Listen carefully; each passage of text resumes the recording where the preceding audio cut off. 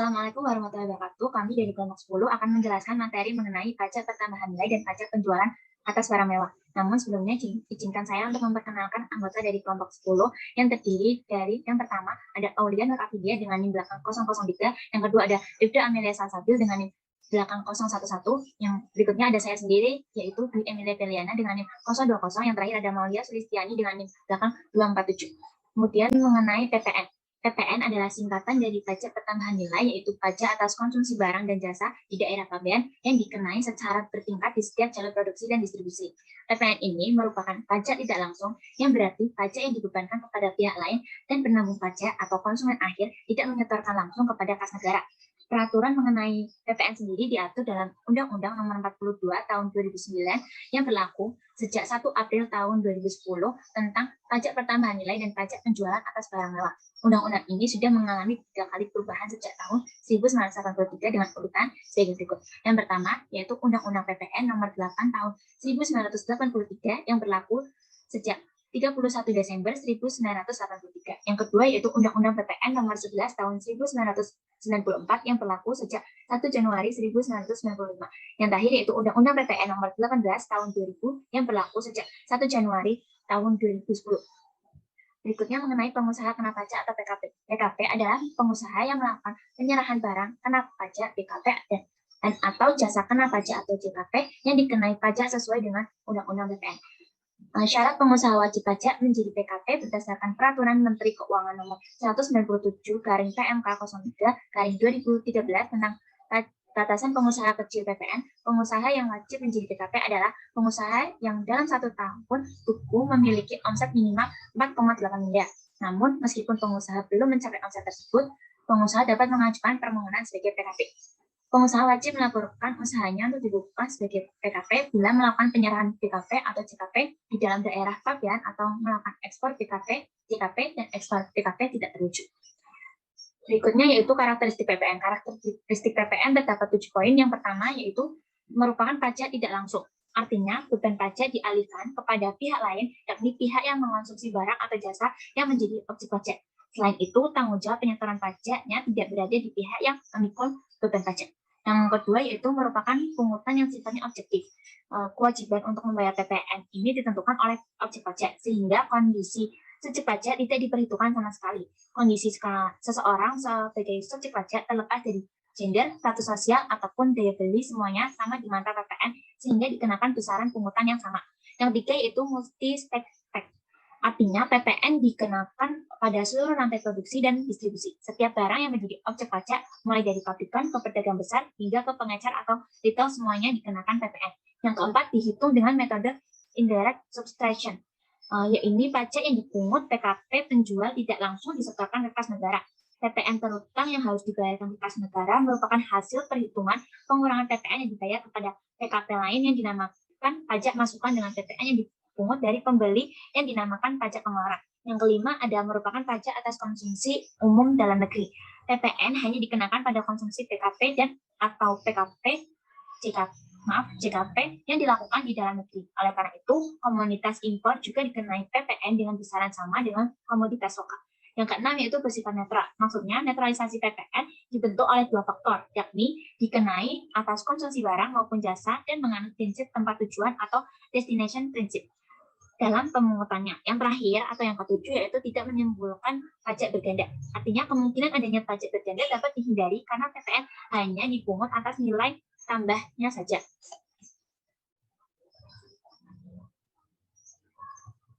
Yang berikutnya mengenai objek pajak pertambahan nilai yang diatur dalam pasal 4 ayat 1 UU PPN. Yang pertama yaitu penyerahan barang kena pajak atau PKP dan jasa kena pajak JKP di daerah pabean dan dilakukan oleh pengusaha. Yang kedua yaitu impor barang kena pajak. Yang ketiga yaitu pemanfaatan PKP tidak berwujud dari luar daerah pabean di dalam daerah pabean. Yang keempat yaitu pemanfaatan JKP di luar daerah pabean di dalam daerah pabean. Yang kelima, ekspor PKP berwujud dan tidak berwujud serta JKP oleh pengusaha kena pajak. Yang keenam, kegiatan membangun sendiri bangunan dengan luas lebih dari 200 meter persegi yang dilakukan di luar lingkungan perusahaan dan atau pekerja oleh orang pribadi atau pedan yang hasilnya digunakan sendiri atau pihak lain. Yang terakhir yaitu yang ketujuh, penyerahan BKP berupa aktiva yang menurut tujuan semula tidak untuk diperjualbelikan oleh PKP. Berikutnya mengenai penyerahan barang kena pajak atau PKP meliputi yang pertama, penyerahan hak atas PKP karena suatu perjanjian atau jual beli atau tukar menukar atas jenisnya. Yang kedua yaitu pengalihan PKP oleh karena suatu perjanjian sewa beli dan atau perjanjian sewa guna usaha atau leasing. Yang ketiga yaitu penyerahan PKP kepada pedagang perantara atau melalui juru lelang. Yang keempat, pemakaian sendiri dan atau pemberian cuma-cuma atas PKP. Yang kelima, PKP berupa persediaan dan atau aktiva yang menurut tujuan semula tidak untuk diperjualbelikan yang masih tersisa pada saat pembubaran perusahaan. Yang keenam, penyerahan PKP dari pusat ke cabang atau sebaliknya dan atau penyerahan PKP antar cabang penyerahan cabang. Yang ketujuh yaitu penyerahan PKP secara konsinyasi. Dan yang kedelapan, penyerahan PKP oleh PKP dalam rangka perjanjian pembiayaan yang dilakukan berdasarkan prinsip syariah yang penyerahannya dianggap langsung oleh PKP kepada pihak yang membutuhkan PKP. Dengan catatan, pemakaian sendiri meliputi pemakaian untuk kepentingan pengusaha sendiri, pengurus atau karyawan, baik barang produksi sendiri maupun bukan produksi sendiri. Dan pemberian cuma-cuma, misalnya pemberian contoh barang untuk promosi atau sampel, hadiah, tambahan, bonus, dan lain-lain. Berikutnya mengenai yang tergolong tidak termasuk dalam pengertian PKP adalah satu, penyerahan PKP kepada maklar, dua, penyerahan PKP untuk jaminan utang piutang, yang ketiga, penyerahan PKP dari pusat ke cabang atau sebaliknya, dan atau penyerahan PKP antar cabang dalam hal PKP melakukan pemusatan tempat pajak terletak. Yang keempat, pengalihan PKP dalam rangka penggabungan, peleburan, pemekaran, pemecahan, dan pengambilan alihan usaha dengan syarat pihak yang melakukan pengalihan dan yang menerima pengalihan adalah PKP. Yang kelima atau yang terakhir, PKP berupa aktiva yang menurut tujuan semula tidak untuk diperjualbelikan yang masih tersisa pada saat pembubaran perusahaan dan pajak pemasukan atas perolehan tidak dapat dikreditkan. Subjek dan bukan subjek PPN. Yang menjadi subjek PPN yaitu pertama yaitu ada pengusaha kena pajak terhadap subjek pajak yang sudah menjadi PKP. PPN akan terutang dalam hal satu, PKP melakukan penyerahan PKP atau barang kena pajak. Yang kedua, PKP melakukan penyerahan JKP atau jasa kena pajak. Yang ketiga yaitu PKP melakukan ekspor PKP. Ekspor PKP tidak berwujud ekspor JKP. Yang kedua, pengusaha kena pajak terhadap subjek pajak yang belum PKP. PPN akan terutang walaupun yang melakukan kegiatan yang merupakan objek pajak adalah bukan PKP, yaitu dalam hal yang pertama, impor PKP pemanfaatan barang kena pajak tidak berwujud dari luar daerah pabean di dalam daerah pabean. Yang kedua, pemanfaatan daerah kena pajak dari luar daerah pabean dan di dalam daerah pabean. Yang ketiga, melakukan kegiatan untuk membangun sendiri berdasarkan pasal 16C UU PPN. Berikutnya yaitu mengenai yang bukan menjadi subjek dari PPN, yaitu pengusaha kecil yang batasannya ditetapkan oleh Menteri Keuangan, kecuali pengusaha kecil yang memilih untuk dikukuhkan sebagai pengusaha kena pajak menurut pasal 1 ayat 15 UU PPN. Yang berikutnya mengenai barang yang tidak dikenai PPN, mengutip dari UU PPN, jenis barang yang tidak dikenai PPN yaitu barang hasil pertambangan atau hasil pengolahan yang diambil langsung dari sumbernya. Yang kedua ada barang-barang kebutuhan pokok yang sangat dibutuhkan oleh rakyat banyak. Yang ketiga, makanan dan minuman yang disajikan di hotel, restoran, rumah makan, warung, dan sejenisnya meliputi makanan dan minuman yang diserahkan oleh usaha catering atau usaha jasa kupang. Dan yang terakhir ada uang, emas batangan, dan surat berharga. Namun dalam barang tidak kena pajak ini ada perubahan UU PPN. Terdapat beberapa jenis barang yang dihapus dalam rincian barang tidak dikenai PPN yang sebelumnya diatur dalam perubahan pasal 4A ayat 2 UU PPN, yaitu diantaranya poin 1 dan poin 2. Kemudian untuk poin 3 dan 4 diubah pengaturannya dan masuk ke dalam pasal 16B ayat 1A huruf A dan J. Kemudian ada jasa yang tidak dikenai PPN, yaitu yang pertama jasa pelayanan kesehatan medis, yang kedua jasa pelayanan sosial, yang ketiga jasa pengiriman surat dengan perangko, yang keempat jasa keuangan, 5 ada jasa asuransi, keenam jasa keagamaan, ketujuh jasa pendidikan, kedelapan jasa kesenian dan hiburan, yang kesembilan ada jasa penyiaran dan bukan bersifat iklan, yang ke-10 ada jasa angkutan umum di darat dan di air, serta jasa angkutan udara dalam negeri yang menjadi bagian tidak terpisahkan dari jasa angkutan udara luar negeri. Yang ke-11 ada jasa tenaga kerja, yang ke-12 ada jasa perhotelan, ke-13 ada jasa yang disediakan oleh pemerintah dalam rangka menjalankan pemerintahan secara umum, yang ke-14 ada jasa penyediaan tempat parkir, yang ke-15 ada jasa telepon umum dengan menggunakan uang logam, 16 ada jasa pengiriman uang dengan vessel post, dan yang terakhir ada jasa boga atau catering. Namun terdapat beberapa jenis barang yang telah dihapus dalam rincian barang tidak kena jasa tidak dikenai PPN yaitu yang diatur dalam perubahan pasal 4A ayat 3 UU PPN, yaitu diantaranya poin 1, poin 2, poin 3, poin 4, poin 5, poin 9, 10, 11, dan 15. Kemudian sisanya diubah pengaturannya ke dalam pasal 16B ayat 1A huruf J. Berikutnya yaitu mekanisme pemungutan PPN. Yang pertama, PKP yang melakukan penyerahan BKP atau CKP wajib memungut PPN dari pembeli BKP atau CKP yang bersangkutan sebesar 10% dari harga jual atau pengganti dan membuat faktur pajak sebagai bukti pemungutannya. Kedua, apabila pembeli BKP atau CKP berstatus pemungut PPN, maka PPN terutang atas transaksi tidak dipungut oleh PKP penjual, melainkan disetorkan langsung ke kas negara oleh pemungut PPN. Yang ketiga yaitu PPN yang tercantum dalam faktur pajak merupakan pajak keluaran bagi PKP penjual atau PKP atau CKP sehingga bersifat sebagai pajak yang harus dibayar. Yang keempat, saat PKP melakukan pembelian atau perolehan BKP atau CKP yang dikenai PPN, PPN tersebut merupakan pajak masukan yang sifatnya sebagai pajak dibayar di muka sepanjang BKP atau CKP yang dibeli berhubungan langsung dengan kegiatan usahanya. Yang kelima, untuk setiap masa pajak atau setiap bulan apabila jumlah pajak keluaran lebih besar dari pajak masukan, maka selisihnya harus disetorkan ke kas negara paling lama akhir bulan berikutnya setelah berakhirnya masa pajak dan sebelum SPT masa PPN disampaikan. Sebaliknya, jika jumlah pajak masukan lebih besar dari pajak keluaran, maka selisihnya dapat dikompensasikan ke masa pajak berikutnya. Yang terakhir, PKP wajib menyampaikan SPT masa PPN setiap bulan ke kantor pelayanan pajak paling lama akhir bulan berikutnya setelah berakhirnya masa pajak. Kemudian ada perubahan yang jadi dari jenis barang atau jasa yang tidak dipungut sebagian atau seluruhnya yang dibebaskan diberikan peraturan secara terbatas. Perubahan lain dalam ketentuan yang berhubungan dengan LJPPN terdapat dalam penambahan pasal 16B ayat 1A UU PPN. Ketentuan ini secara general menampung beberapa barang dan jasa yang dalam ketentuan yang perubahan pasal 4A dihapus ketetapannya sebagai barang dan jasa yang dikecualikan dari pengenaan PPN. Dengan demikian, atas transaksi beberapa barang dan jasa yang sebelumnya dikecualikan per 1 April 2022 wajib diterbitkan faktur. Dalam kaitannya dengan ketentuan ini, kode faktur yang digunakan adalah 070 untuk PPN tidak dipungut dan 080 untuk PPN yang dibebaskan. Perbedaan di antara kedua faktor tersebut yaitu pajak masukan atas penyerahan yang tidak dipungut sebagian atau seluruhnya dapat dikreditkan, sedangkan pajak masukan atas penyerahan yang dibebaskan dari pengenaan pajak baik untuk sementara waktu maupun selamanya tidak dapat dikreditkan. PPN tidak dipungut sebagian atau seluruhnya atau dibebaskan yang diberikan secara terbatas sesuai penambahan pasal 16B ayat 1A UU PPN adalah pajak terutang untuk yang pertama kegiatan di kawasan tertentu atau tempat tertentu di dalam daerah PPN. Yang kedua, penyerahan barang kena pajak tertentu atau penyerahan jasa kena pajak tertentu. Yang ketiga, impor barang kena pajak tertentu. Yang keempat, pemanfaatan barang kena pajak tidak berwujud tertentu dari luar daerah pabean dan di dalam daerah pabean, dan yang terakhir pemanfaatan jasa kena pajak tertentu dari luar daerah pabean dan di dalam daerah pabean diatur dengan peraturan pemerintah. Mekanisme pemungutan PPN. Rumusan PPN dihitung menggunakan cara PPN terutang sama dengan pajak keluaran dikurangi pajak masukan. Salah satu kewajiban pengusaha kena pajak atau PKP adalah menerbitkan faktur pajak keluaran setiap kali ada penyerahan barang atau jasa kena pajak. Di samping kewajiban itu, PKP berhubungan dengan kegiatan usaha.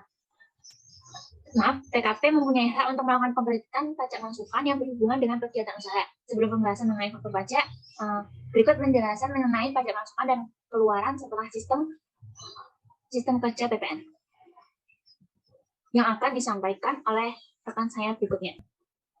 Yang berikutnya yaitu cara kerja sistem PPN. PPN dikenakan atas pertambahan nilai atau value added dari barang yang dihasilkan atau diserahkan oleh pengusaha kena pajak atau PKP, baik yang oleh pabrikan importir, agen utama, ataupun distributor utama. Secara umum, PPN dipungut secara bertingkat pada jalur produksi dan distribusi dengan tidak ada unsur pemungutan pajak berganda. Dengan demikian, sistem pemungutan PPN adalah 1. Dikenakan atas penyerahan, 2. Dipungut secara bertingkat pada jalur produksi dan distribusi, dan yang ketiga, terdapat mekanisme kredit pajak. Gambaran mengenai sistem pengenaan PPN pada pertambahan nilai, yaitu di sini ada pembelian bahan baku senilai Rp3.000, pembelian bahan bantuan senilai Rp1.500, part dan lain-lain senilai Rp2.000, kemudian dijumlahkan menjadi Rp6.500. Kemudian ada biaya penyusutan sebesar Rp500, bunga modal sebesar Rp750, kemudian ada gaji atau upah sebesar Rp1.500, kemudian manajemen sebesar Rp750, ini dijumlah menjadi Rp3.500. Total harga pokok ditambah biaya Rp3.500 ditambah dengan Rp6.500 menjadi 10.000, kemudian pembelian yang dikenakan pajak masukan adalah 10%, yaitu 650 dari 10% dari 6.500. Kemudian harga jual penarikan pajak keluaran 10% dikali 15.000, yaitu 1.500. Pertambahan nilai rumusnya harga jual dikurangi harga beli, 15.000 dikurangi 6.500 menjadi 8.500. Kemudian untuk pajak pertambahan nilainya PPN keluar dikurangi PPN masukan, yaitu 1.500 dikurangi dengan Rp650 menjadi Rp850. Sekian penjelasan dari saya. Selanjutnya akan disampaikan oleh rekan saya berikutnya. Terima kasih. Baik, selanjutnya yaitu pajak keluaran. Pajak keluaran adalah pajak pertambahan nilai terutang yang wajib dipungut oleh PKP yang melakukan penyerahan BKP, penyerahan JKP, ekspor BKP berwujud atau tidak berwujud, dan atau impor BKP. Nah, pajak keluaran ini dihitung menggunakan cara yaitu tarif dikalikan dengan dasar pengenaan pajak atau DPP. Pajak keluaran dalam SPT masa PPN. Nah, dalam SPT masa PPN, pajak keluaran dikelompokkan sebagai berikut. Yang pertama, pajak keluaran atas ekspor yaitu sebesar 0% dari nilai ekspor. Yang kedua, pajak keluaran atas penyerahan yang PPN-nya harus dipungut sendiri. Yang ketiga, pajak keluaran atas penyerahan yang PPN-nya dipungut oleh pemungut PPN. Yang keempat, pajak keluaran atas penyerahan yang PPN-nya tidak dipungut. Dan yang kelima, pajak keluaran atas penyerahan yang dibebaskan dari pengenaan PPN. Nah, di sini nomor 2-5 merupakan pajak atas penyerahan dalam negeri yang dibedakan menjadi satu, penyerahan dalam negeri dengan faktur pajak yang tidak ditunggung. Dan yang kedua, penyerahan dalam negeri dengan faktur pajak yang ditunggung. Nah, penyerahan ini merupakan penyerahan dengan faktur pajak yang tidak diisi dengan identitas pembeli serta nama dan tanda tangan penjual. Selanjutnya, pajak masukan. Pajak masukan dalam suatu masa pajak dikreditkan dengan pajak keluaran dalam masa pajak yang sama. Pajak masukan merupakan pajak pertambahan nilai yang harus dibayarkan oleh pengusaha atau konsumen terkait pembelian barang atau jasa. Pajak masukan merupakan pajak pertambahan nilai yang seharusnya sudah dibayarkan oleh PKP karena perolehan BKP dan atau perolehan JKP dan atau pemanfaatan BKP tidak berwujud dari luar daerah pabean dan atau pemanfaatan JKP dari luar daerah pabean dan atau impor BKP. Prinsip dasar pengkreditan pajak masukan. Pajak masukan dalam suatu masa pajak dikreditkan dengan pajak keluaran untuk masa pajak yang sama. Nah, pajak masukan atas perolehan barang modal sebelum berproduksi dapat dikreditkan. Yang ketiga, pajak masukan dapat dikreditkan sepanjang BKP atau JKP terkait berhubungan langsung dengan kegiatan usaha yang melakukan penyerahan kena pajak. Yang keempat, pajak masukan yang dikreditkan harus menggunakan faktur pajak yang memenuhi persyaratan undang-undang. Kemudian, tiga kemungkinan pengkreditan pajak masukan, yaitu yang pertama, pajak masukan kurang dari pajak keluaran. Nah, selisihnya dinamakan pajak pertambahan nilai kurang bayar. Yang kedua, pajak masukan lebih besar dari pajak keluaran. Nah, selisihnya itu dinamakan pajak pertambahan nilai lebih dibayar. Nah, yang ketiga, pajak masukan sama dengan pajak keluaran. Nah, ini dinamakan nihil. Selanjutnya, pajak masukan yang tidak dapat dikreditkan, yaitu yang pertama, perolehan BKP atau JKP sebelum pengusaha dikukuhkan sebagai PKP. Yang kedua, perolehan BKP atau JKP yang tidak mempunyai hubungan langsung dengan kegiatan usaha. Yang ketiga, perolehan dalam pemeliharaan kendaraan bermotor berupa sedan dan station wagon, kecuali merupakan barang dagangan atau disewakan. Yang keempat, pemanfaatan BKP tidak berwujud atau pemanfaatan jasa kena pajak dari luar daerah pabean sebelum pengusaha dikukuhkan sebagai pengusaha kena pajak atau PKP. Nah, yang kelima, perolehan BKP atau JKP yang faktur pajaknya tidak memenuhi ketentuan atau tidak mencantumkan nama, alamat, dan NPWP pembeli BKP atau penerima JKP. Yang keenam, pemanfaatan BKP tidak berwujud atau pemanfaatan JKP dari luar daerah pabean yang faktur pajaknya tidak memenuhi ketentuan. Yang kedelapan, perolehan BKP atau JKP yang pajak masukannya ditagih dengan penerbitan ketetapan pajak. Yang kesembilan, perolehan BKP atau JKP yang pajak masukannya tidak dilaporkan dalam SPT masa PPN. Yang kesepuluh, perolehan BKP selain barang modal atau jasa kena pajak sebelum BKP berproduksi. Nah, yang terakhir yaitu berkenaan dengan penyerahan kendaraan bermotor bekas, penyerahan jasa yang dilakukan Biro Perjalanan atau Pariwisata, jasa pengiriman paket, jasa anjang piutang, dan kegiatan membangun sendiri.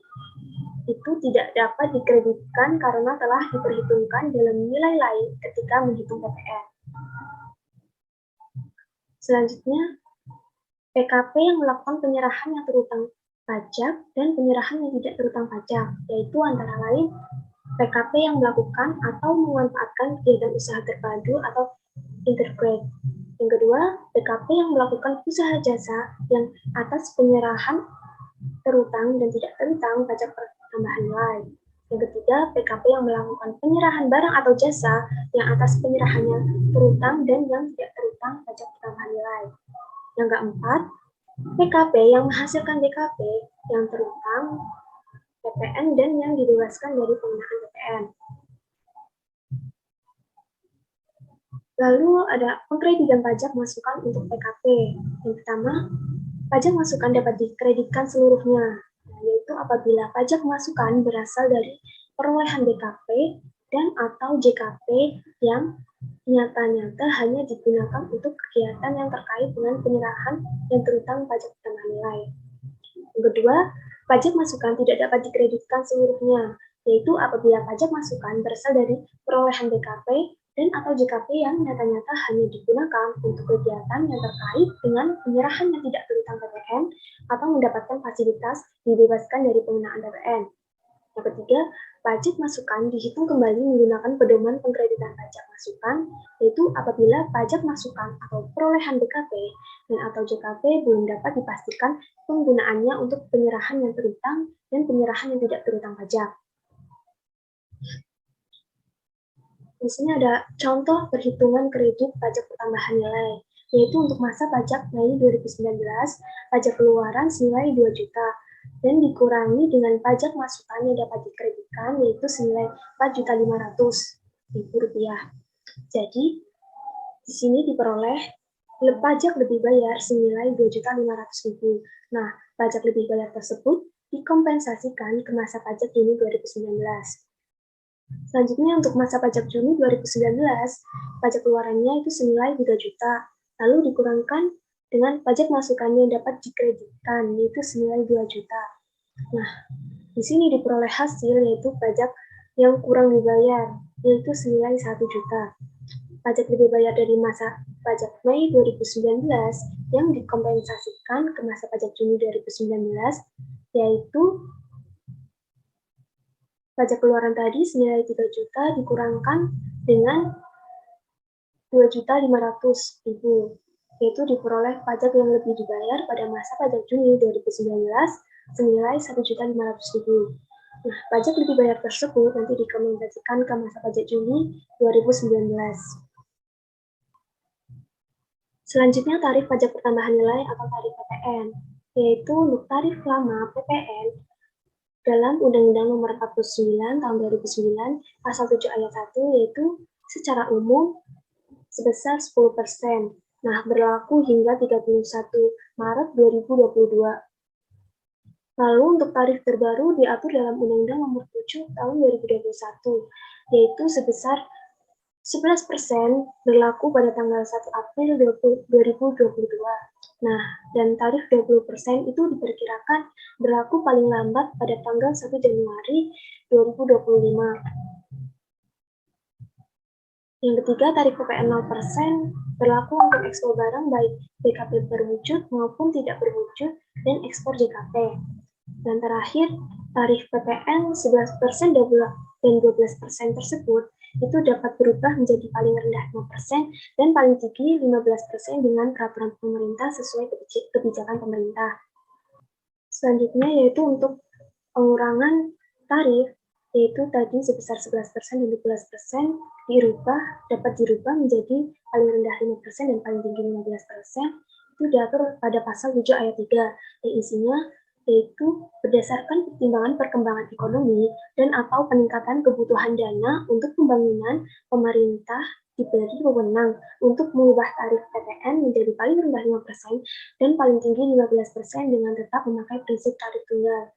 Nah, di sini itu pemerintah dapat mengubah tarif tersebut berdasarkan suatu keadaan, misalnya karena adanya impor barang jenis A di dalam daerah Pabean dari luar daerah Pabean yang sangat besar, sehingga produk jenis A asal Indonesia menjadi kalah bersaing. Nah, maka untuk menanggulangi hal tersebut, pemerintah dapat menaikkan tarif impor menjadi lebih tinggi sebagai bentuk kerjasama perusahaan dalam negeri. Selanjutnya, tarif PPN atas kegiatan membangun sendiri. Nah, tarif PPN atas membangun sendiri itu dikenakan tarif sebesar 10% dan DPP sebesar 20% dari jumlah biaya yang dikeluarkan untuk membangun bangunan, tidak termasuk harga perolehan tanah. Nah, perhitungannya yaitu PPN terutang sama dengan 10% dikalikan 20% dikali jumlah biaya yang dikeluarkan untuk bangunan. Nah, PPN atas membangun sendiri itu tidak mengenal mekanisme kredit pajak masukan. Oleh karena itu, PPN yang dibayarkan pada saat perolehan atau pembelian bahan bangunan atau pembayaran lain tidak dapat dikreditkan dari perhitungan PPN tersebut.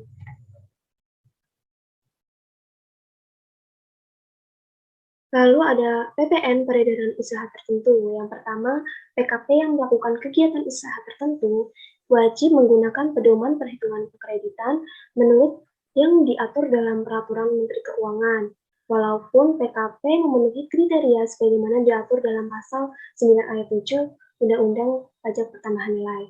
Yang kedua, dalam hal pada suatu masa pajak, PKP yang melakukan kegiatan usaha tertentu beralih usaha di luar kegiatan usaha tertentu berlaku ketentuan sebagai berikut, yaitu yang pertama, PKP dapat menghitung besarnya pajak masukan yang dapat dikreditkan menggunakan pedoman penghitungan pengkreditan pajak masukan sebagaimana diatur dalam pasal 9 ayat 7 Undang-Undang Pajak Pertambahan Nilai, atau dapat juga menggunakan mekanisme pengkreditan pajak masukan dengan pajak keluaran apabila peredaran usahanya dalam 1 tahun buku tidak melebihi 1.800.000.000 rupiah. Yang kedua, PKP wajib menggunakan mekanisme pengkreditan pajak masukan dengan pajak keluaran apabila peredaran usahanya 1 tahun buku itu di atas 1.800.000.000 rupiah, terhitung sejak masa pajak saat pengusaha kena pajak tidak melakukan kegiatan usaha tertentu. Lalu, bagi pengusaha kena pajak orang pribadi yang melakukan kegiatan usaha tertentu yang dikecualikan dari kewajiban menyelenggarakan pembukuan, pengertian tahun buku sebagaimana dimaksud pada ayat 2 adalah tahun kalender. Selanjutnya yaitu dasar pengenaan pajak atau DPP. Nah, DPP itu dapat berupa harga jual, penggantian, atau nilai ekspor sebelum dikalikan dengan tarif. Nah, DPP merupakan harga atau nilai yang tidak termasuk dalam PPN. Dasar pengenaan pajak itu dipakai untuk menghitung pajak terutang atas PPN, yaitu yang pertama, harga jual, yang merupakan nilai berupa uang, termasuk semua biaya yang diminta penjual karena adanya BKP, dan tidak termasuk PPN yang dipungut menurut Undang-Undang PPN, dan potongan harga yang dicantumkan dalam faktur pajak. Yang kedua, yaitu penggantian, merupakan nilai berupa uang, termasuk semua biaya yang diminta atau seharusnya diminta oleh pengusaha karena penyerahan jasa kena pajak, ekspor jasa kena pajak, atau ekspor BKP tidak berwujud, tetapi tidak termasuk PPN yang dipungut menurut Undang-Undang PPN dan potongan harga yang dicantumkan dalam faktur pajak. Atau nilai berupa uang yang dibayar atau seharusnya dibayar oleh penerima jasa karena pemanfaatan JKP dan atau oleh penerima manfaat BKP tidak berwujud. Yang ketiga, nilai impor, yaitu nilai berupa uang yang merupakan dasar perhitungan bea masuk termasuk pungutan lainnya yang dikenakan pajak berdasarkan ketentuan perundang-undangan pabean untuk impor barang kena pajak. Yang keempat, nilai ekspor, yaitu nilai berupa uang termasuk semua biaya yang diminta atau seharusnya diminta oleh eksportir. Dan yang kelima yaitu nilai lain, merupakan nilai berupa uang yang ditetapkan sebagai DPP dengan keputusan Menteri Keuangan. Nah, apabila dalam sebuah harga atau nilai termasuk PPN, maka besarnya DPP itu dihitung terlebih dahulu. Caranya yaitu 100/110 dikalikan harga jual atau nilai penggantian. Nah, nilai lain yang dibahas sebelumnya itu berdasarkan PMK nomor 121 PMK 03 2015. Yaitu yang pertama untuk pemakaian sendiri BKP atau JKP adalah harga jual atau penggantian setelah dikurangi laba kotor. Yang kedua yaitu untuk pemberian cuma-cuma BKP dan atau JKP adalah harga jual atau penggantian setelah dikurangi laba kotor. Yang ketiga, untuk penyerahan film cerita, yaitu perkiraan hasil rata-rata per judul cerita atau film. Yang keempat, untuk penyerahan produk hasil tembakau, yaitu sebesar harga jual eceran. Yang kelima, untuk BKP berupa persediaan dan atau aktiva yang menurut tujuan semula itu tidak untuk diperjualbelikan dan masih tersisa pada saat pembubaran perusahaan, yaitu sebesar harga pasar wajar. Yang keenam, untuk penyerahan BKP dari pusat ke cabang atau sebaliknya, dan atau penyerahan BKP antar cabang, itu harga pokok penjualan atau harga perolehan. Yang ketujuh, untuk penyerahan BKP melalui pedagang perantara, yaitu harga yang disepakati antara pedagang perantara dengan pembeli. Yang kedelapan, untuk penyerahan BKP melalui juru lelang, yaitu sebesar harga lelang. Yang kedelapan, untuk penyerahan jasa pengiriman paket, yaitu sebesar 10% dari jumlah yang ditagih atau jumlah yang seharusnya ditagih. Yang kesembilan, untuk penyerahan jasa biro, perjalanan pariwisata, dan atau jasa agen perjalanan wisata berupa paket wisata, pemesanan sarana angkutan, dan pemesanan sarana akomodasi yang penyerahannya tidak didasari pada pemberian komisi atau imbalan atas penyerahan jasa perantara penjualan, yaitu sebesar 10% dari jumlah tagihan atau jumlah yang seharusnya ditagih. Dan yang terakhir untuk penyerahan jasa pengurusan transportasi yang di dalam tagihan jasa pengurusan transportasi tersebut terdapat biaya transportasi yaitu 10% dari jumlah yang ditagih atau seharusnya ditagih. Nah, selanjutnya DPP untuk membangun kegiatan sendiri yaitu sebesar 20% dari jumlah biaya yang dikeluarkan dan atau yang dibayarkan untuk membangun bangunan tidak termasuk harga perolehan tanah, yaitu dengan catatan DPP tidak mengakui pembayaran di atas atau di bawah kewajaran akibat hubungan istimewa. Nah, hubungan istimewa tersebut dianggap apabila yang pertama hubungan kepemilikan berupa penyertaan modal minimal 25%, baik secara langsung maupun tidak langsung. Yang kedua, hubungan kepemilikan modal paling rendah 25% pada dua wajib pajak atau lebih, atau hubungan di antara dua wajib pajak atau lebih yang disebut terakhir. Yang ketiga, pengusaha menguasai pengusaha lainnya atau dua atau lebih pengusaha berada di bawah penguasaan, maka penguasaan yang sama baik langsung maupun tidak langsung.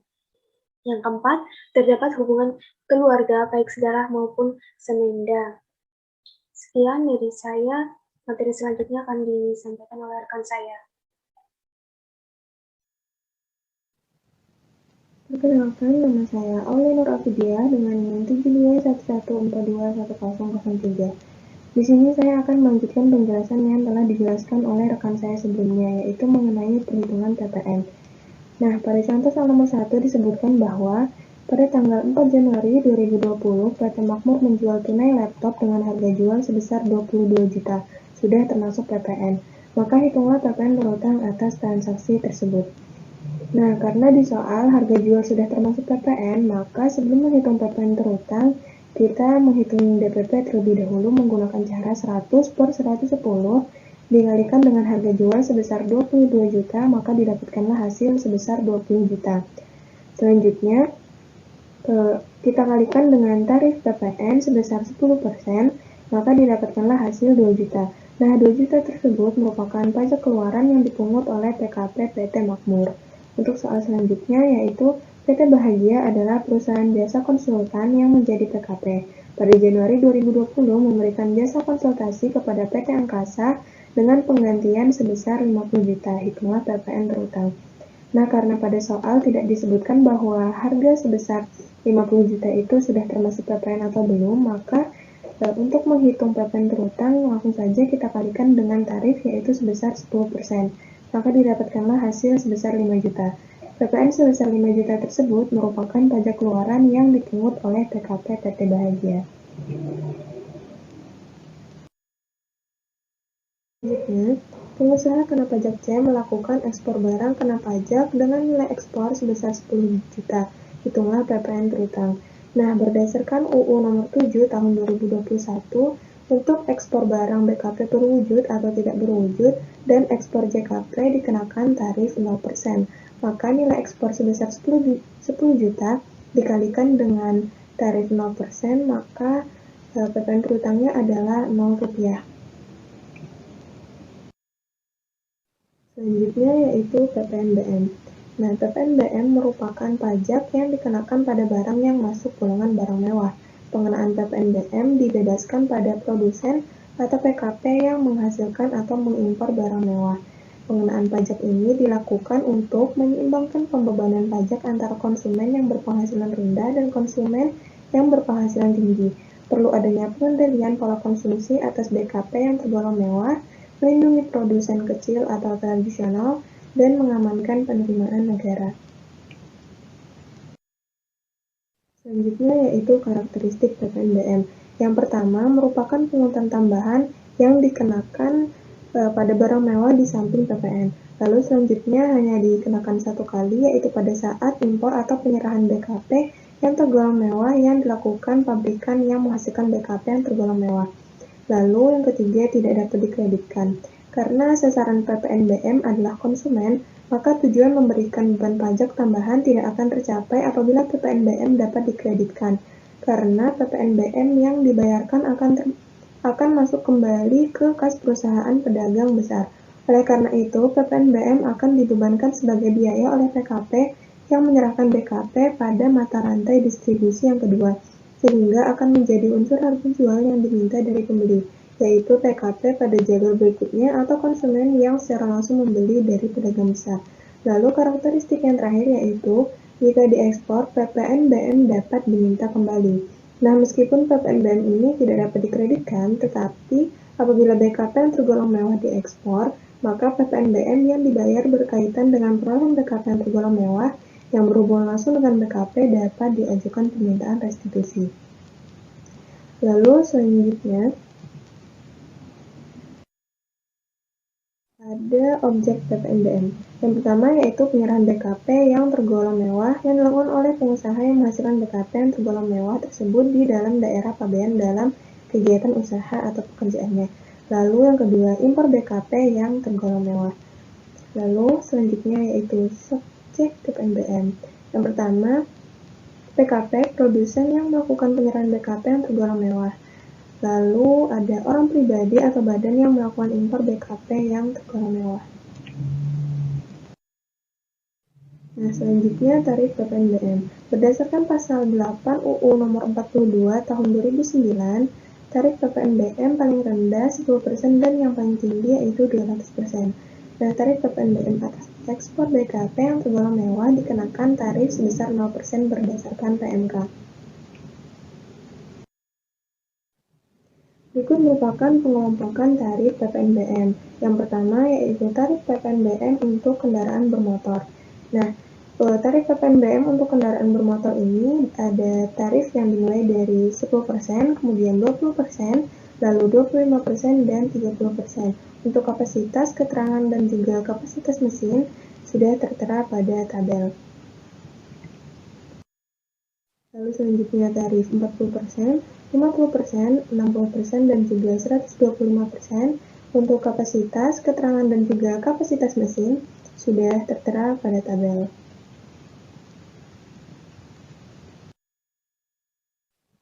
Lalu yang selanjutnya yaitu tarif PPNBM non-kendaraan bermotor.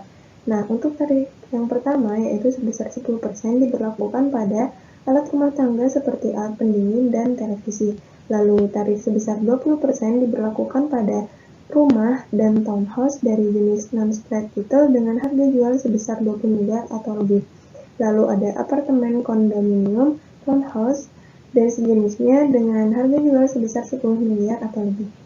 Lalu tarif sebesar 35% diberlakukan pada minuman bebas alkohol, bahan berbahan kulit impor, dan batu kristal. Lalu untuk tarif sebesar 40% diberlakukan pada kelompok balon udara dan balon udara yang dapat dikemudikan, pesawat udara lainnya tanpa tenaga penggerak, kelompok peluru senjata api dan senjata api lainnya kecuali untuk keperluan negara yang terdiri dari peluru dan bagiannya tidak termasuk peluru senapan angin, berbagai jenis pemadam, dan yang terakhir peralatan olahraga impor. Lalu untuk tarif selanjutnya sebesar 50% diberlakukan pada kelompok pesawat udara kecuali untuk keperluan negara atau angkutan udara niaga yang terdiri dari helikopter, pesawat udara, dan kendaraan udara lainnya selain helikopter. Kemudian kelompok senjata api dan senjata api lainnya kecuali untuk keperluan negara yang terdiri dari senjata artileri, revolver dan pistol, senjata api, dan peralatan semacam itu yang dioperasikan dengan penembakan bahan peledak. Lalu yang terakhir yaitu tarif sebesar 75% diberlakukan pada kapal pesiar, kapal ekskursi, dan kendaraan air semacam yang dirancang untuk pengangkutan orang, kapal feri dari semua jenis kecuali untuk kepentingan negara atau angkutan umum. Lalu kapal pesiar kecuali untuk kepentingan negara atau angkutan umum. Selanjutnya yaitu mekanisme pemungutan PPNBM.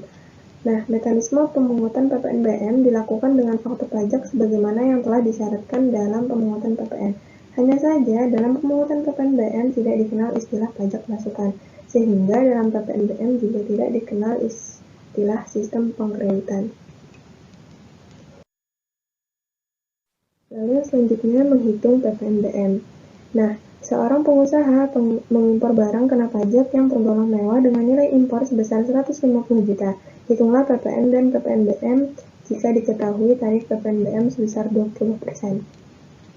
Untuk menghitung PPN terutang, maka 150 juta langsung kita kalikan terhadap tarif PPN sebesar 10% yaitu 15 juta. Lalu PPN terutangnya langsung kita kalikan juga dengan tarif PPNBM sebesar 20%, maka didapatkanlah hasil 30 juta. Lalu ada perbedaan PPN dan juga PPNBM. Berdasarkan jenis pungutan, PPN merupakan pungutan atas nilai tambah barang, sedangkan PPNBM adalah pungutan tambahan yang dikenakan selain PPN kepada barang yang sifatnya mewah. Lalu berdasarkan pengenaan pajak, PPN dikenakan di setiap mata rantai jalur produksi maupun jalur distribusi, sedangkan PPNBM hanya dikenakan satu kali, yakni pada saat impor atau saat penyerahan BKP di dalam negeri oleh pabrikan yang menghasilkannya. Lalu berdasarkan pengkreditan, PPN dikreditkan melalui mekanisme pajak masukan dan pajak keluaran, sedangkan PPNBM tidak dapat dikreditkan dengan PPN atau PPNBM lainnya. Lalu yang selanjutnya yaitu pemungut PPN dan PPNBM serta mekanismenya. Yang pertama yaitu instansi pemerintah.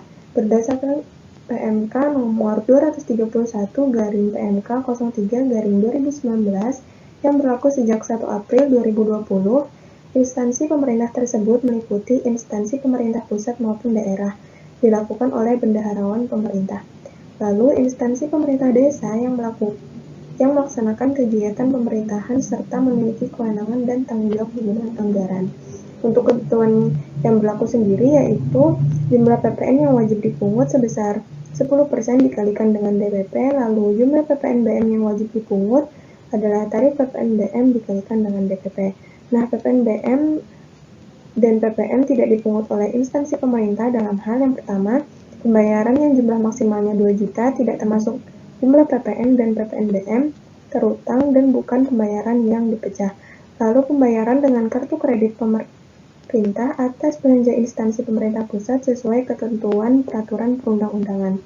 Lalu pembayaran untuk pengadaan tanah, pembayaran atas penyerahan bahan bakar minyak dan bukan minyak oleh PT Pertamina Persero, pembayaran atas penyerahan jasa telekomunikasi oleh perusahaan telekomunikasi, pembayaran atas jasa angkutan udara yang diserahkan oleh perusahaan penerbangan dan/atau pembayaran atas penyerahan BKP atau JKP yang mendapat fasilitas PPN tidak dipungut atau dibebaskan dari pengenaan PPN. Lalu, yang kedua yaitu kontrak kerjasama usaha minyak dan gas, kontraktor atau pemegang kuasa atau pemegang izin usaha panas bumi. Berlaku sejak 1 April tahun 2010 berdasarkan Peraturan Pemerintah Keuangan Nomor 73/PMK 03/2010. Untuk ketentuan yang berlaku, jumlah PPN dan PPNBM yang wajib dipungut sama seperti pemungut instansi pemerintah, lalu PPN dan PPNBM tidak dipungut oleh instansi pemerintah dalam hal yang pertama, pembayaran yang jumlah maksimalnya 10 juta termasuk jumlah PPN dan PPNBM terutang dan bukan pembayaran yang dipecah. Pembayaran atas penyerahan BKP atau JKP yang mendapat fasilitas PPN tidak dipungut atau dibebaskan dari pengenaan PPN. Pembayaran atas rekening telepon, pembayaran atas penyerahan bahan bakar minyak dan bukan minyak oleh PT Pertamina Persero, pembayaran atas jasa angkutan udara yang diserahkan oleh perusahaan penerbangan dan/atau pembayaran lainnya yang tidak dikenai PPN atau PPNBM.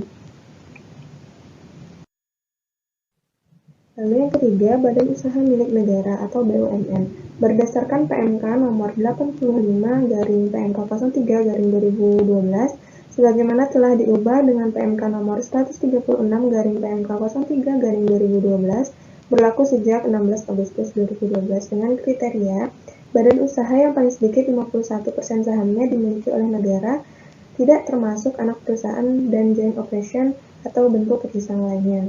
Nah, untuk ketentuan yang berlaku, penarikan PPN atau PPNBM oleh BUMN sama dengan yang dipungut oleh kontrak kerjasama usaha minyak dan gas dan kontraktor. Lalu yang terakhir yaitu badan usaha tertentu.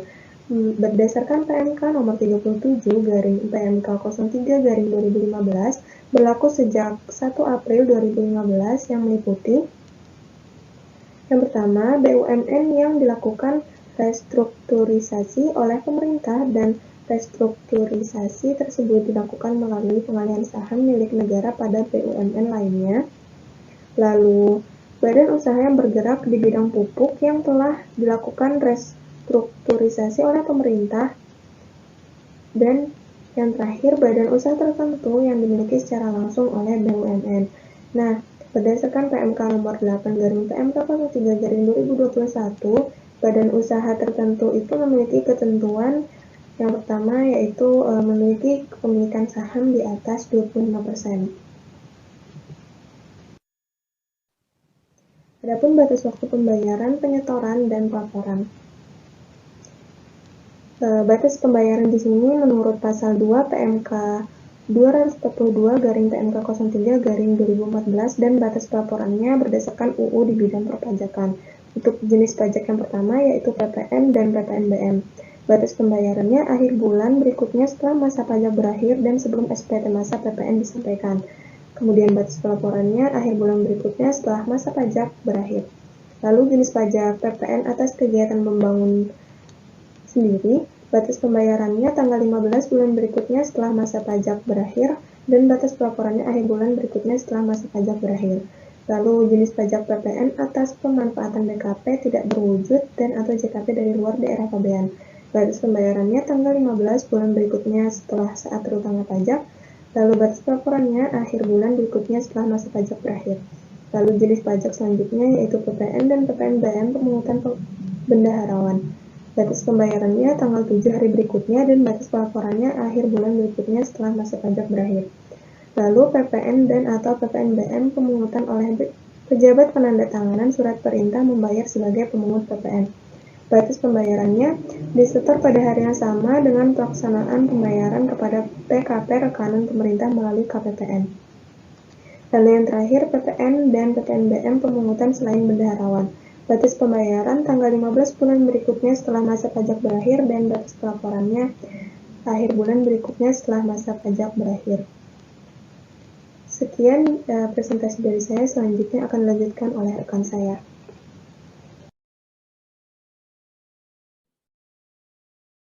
Perkenalkan, saya Rifda Vanessa Sabiang dengan NIM 72 11 42 10 11 akan melanjutkan pemaparan materi mengenai faktur pajak.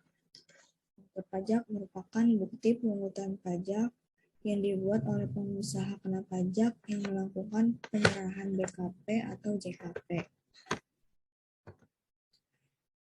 Ada peraturan Direktur Jenderal Pajak nomor per 24 PJ tahun 2012, yaitu tentang bentuk, ukuran, tata cara pengisian keterangan, prosedur pemberitahuan dalam rangka pembuatan, tata cara pembetulan atau penggantian, dan tata cara pembatalan faktur pajak. Kemudian mengalami perubahan. Nomor per 08 PJ tahun 2013 itu tentang perubahan atas peraturan Direktur Jenderal Pajak nomor per 24 tahun 2012 yang statusnya beberapa kali diubah dan sekarang tidak berlaku karena diganti atau dicabut.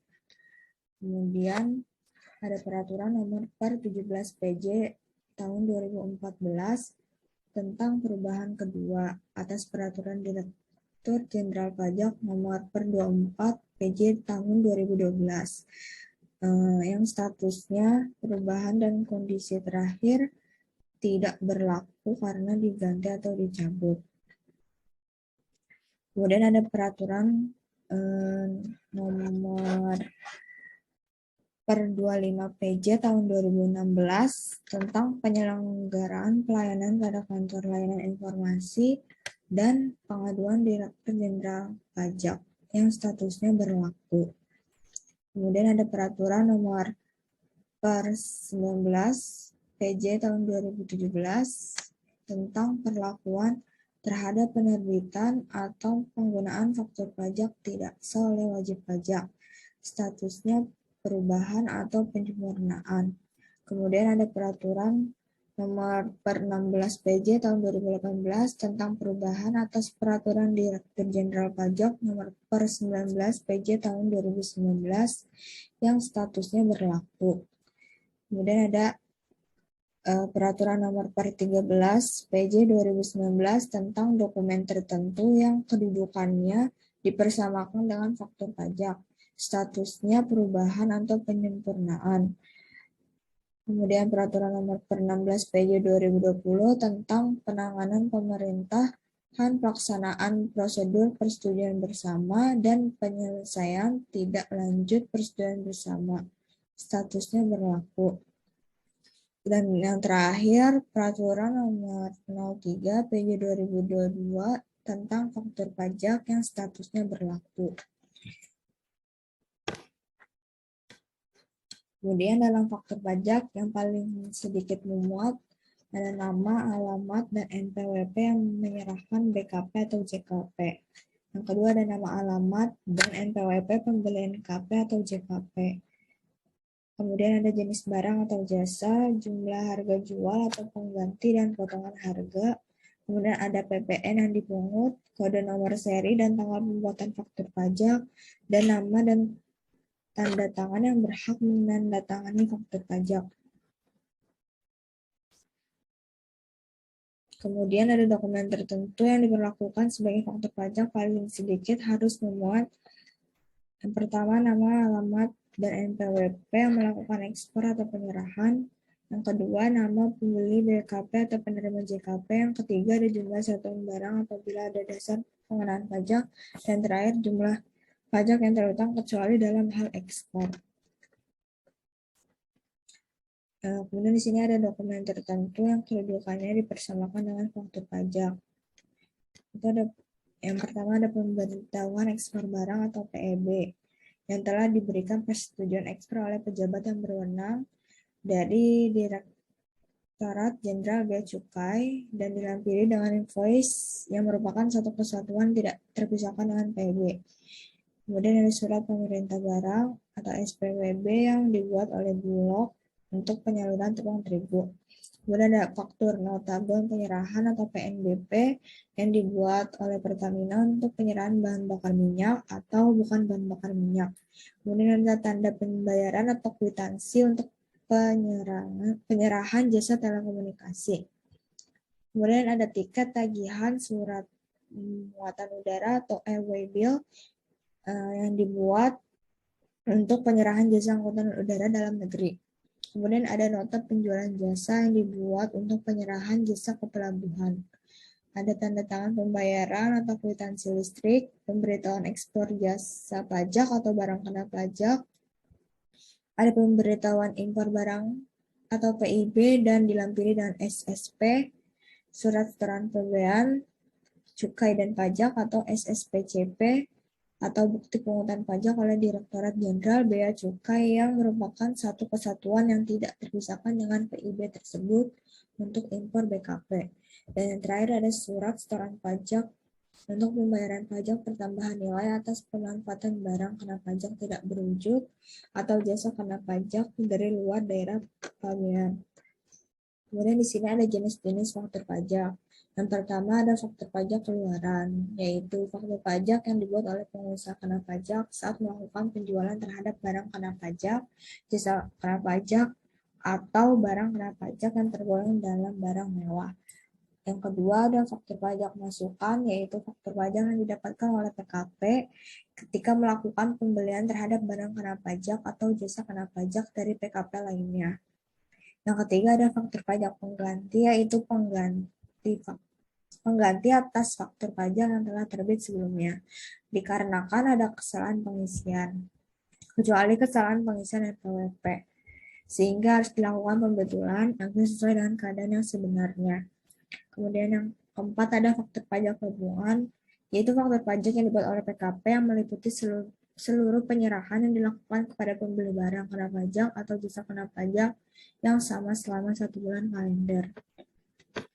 Kemudian yang kelima ada faktur pajak digunggung, yaitu faktur pajak yang tidak diisi dengan identitas pembeli, nama, tanda tangan penjual yang hanya boleh dibuat oleh PKP pedagang eceran. Yang keenam ada faktur cacat, yaitu faktur yang diisi secara lengkap, jelas, benar, atau ditandatangani, termasuk juga kesalahan dalam pengisian kode dan nomor seri. Faktur cacat dapat dibetulkan dengan membuat faktur pajak pengganti. Dan yang ketujuh, ada faktur pajak batal, yaitu faktur pajak yang dibatalkan karena adanya pembatalan transaksi. Pembatalan juga harus dilakukan ketika ada kesalahan pengisian NPWP dalam faktur pajak. Di sini ada larangan membuat faktur pajak. Jadi orang pribadi atau badan yang tidak dikukuhkan sebagai pengusaha kena pajak itu dilarang membuat faktur pajak. Kemudian ada sanksi. PKP dikenai sanksi administrasi sebesar 2% dari dasar pengenaan pajak apabila tidak membuat faktur pajak, tidak mengisi faktur pajak secara lengkap, dan melaporkan faktur pajak tidak sesuai dengan masa penerbitan faktur pajak. Kemudian juga ada faktur pajak saat pembuatan faktur gabungan. Faktur pajak gabungan harus dibuat paling lama pada akhir bulan penyerahan BKP atau JKP. Dan yang terakhir ada faktur pajak elektronik atau yang biasa disebut e-faktur. Kementerian Keuangan telah menerbitkan peraturan bentuk faktur pajak terbaru yang terdiri dari bentuk elektronik atau e-faktur dan tertulis. Di sini ada keunggulan pembuatan faktur pajak melalui e-faktur. Yang pertama, format yang sudah ditentukan oleh DJP. Yang kedua, menggunakan tanda tangan elektronik berupa QR Code. Yang ketiga, tidak diwajibkan untuk mencetak bukti faktur pajak. Yang keempat, jenis transaksi yang diinput hanya penyerahan barang kena pajak atau jasa kena pajak. Dan yang kelima, pelaporan SPT PPN dapat dilakukan dengan aplikasi yang sama dengan e-faktur. Di sini ada materi SPT masa PPN dan PPNBM. SPT masa PPN merupakan sebuah form yang digunakan oleh wajib pajak badan untuk melaporkan perhitungan jumlah pajak, baik untuk melaporkan tambahan nilai atau PPN maupun pajak penjualan barang mewah atau PPNBM yang terhitung setiap bulannya. Kewajiban melapor SPT masa PPN SPT masa PPN harus dilapor setiap bulannya, walau tidak ada perubahan neraca. Jatuh tempo pada hari terakhir, bulan berikutnya setelah akhir masa pajak yang bersangkutan, kecuali di bawah kondisi tertentu pada Peraturan Kementerian Keuangan per 80 PMK 03 2010, maka tanggal jatuh tempo bukanlah berakhir pada bulan berikut setelah akhir masa pajak yang bersangkutan, dan gagal melaporkan denda sebesar Rp500.000 dalam UU KUHP pasal 7 ayat 1. Ketentuan khusus terkait PPN. 1. Apabila dalam naskah kontrak tidak diketahui PPN atau PPNBM adalah nilai kontrak, maka belum termasuk komponen PPN atau PPNBM. Yang kedua, penghapusan piutang PKP dan musnahnya PKP tidak mempengaruhi besaran PPN terutang. Yang ketiga, apabila terjadi kesalahan pemungutan PPN, maka pihak yang dapat mengajukan restitusi adalah pihak yang dipungut PPN. Yang keempat, PPN dan PPNBM atas penyerahan BKP diretur dapat dikurangkan dari PPN dan PPNBM. Dan yang terakhir, batas keterlambatan pembuatan faktur pajak adalah 3 bulan dengan konsekuensi denda 2% kali DP. Selepas itu, faktur pajak dianggap bukan faktur pajak. Sekian materi dari kelompok kami. Kurang lebihnya mohon maaf. Wassalamualaikum warahmatullahi wabarakatuh.